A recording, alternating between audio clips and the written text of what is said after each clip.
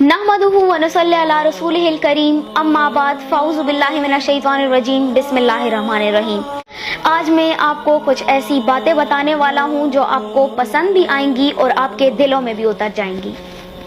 ہم اکثر سوچتے ہیں کہ ہماری زندگیوں میں سکون کیوں نہیں؟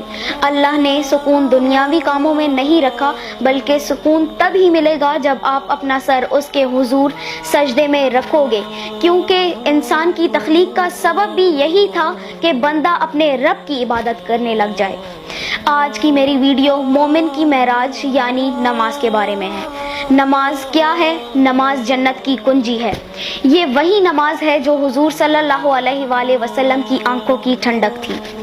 یہ وہی نماز ہے جس میں آپ اپنے رب سے ڈائریکٹ بات چیت کر سکتے ہیں، اس سے مانگ سکتے ہیں۔ جب ہمارے پیغمبر حضرت محمد صلی اللہ علیہ وآلہ وسلم معراج پہ تشریف لے گئے تو اپنے ساتھ اس امت کے لیے نماز کا تحفہ لائے، جس کے ذریعے یہ امت اپنے رب کو راضی کر سکے، اپنی بخشش کر سکے، اپنی منتیں کر سکیں، اپنی حاجتیں بیان کر سکیں، اپنی فریادیں سنا سکیں اور اپنے رب سے اپنے لیے دنیا اور آخرت کی کامیابی مانگ سکیں۔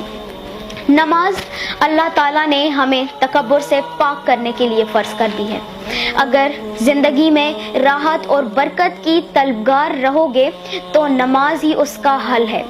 بے شک نماز ہی وہ بہترین ساتھی ہے جو آپ کی زندگی میں قبر تک آپ کا ساتھ دیتی ہے، اور پھر قبر سے حشر تک آپ کو اکیلا نہیں چھوڑتی، اور پھر حشر سے جنت تک آپ کا ساتھ دیتی ہے۔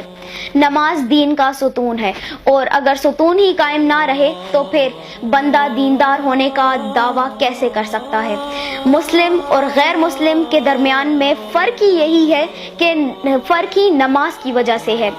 نماز ہی اللہ تعالیٰ کی رضامندی ہے، نماز ہی دل اور چہرے کی نورانیت ہے، سکون قلب ہے، رحمت الہی کا ذریعہ ہے، بے پردگی سے روکتی ہے، روزی میں برکت ڈالتی ہے، قبر میں آپ کا پکا ساتھی ہے، حشر میں اعمال نامہ نماز کی بدولت ہی بھاری ہوگا۔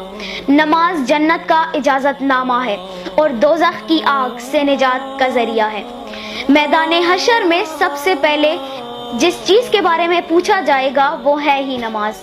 تو دوستو، نماز قائم کریں اور اپنی دنیا اور آخرت دونوں کو سنواریں۔ دیکھنا نماز پڑھنے سے آپ کو کتنا سکون ملتا ہے۔ اگر میری یہ ویڈیو پسند آئے تو لائک اور شیئر کرنا نہ بھولیں۔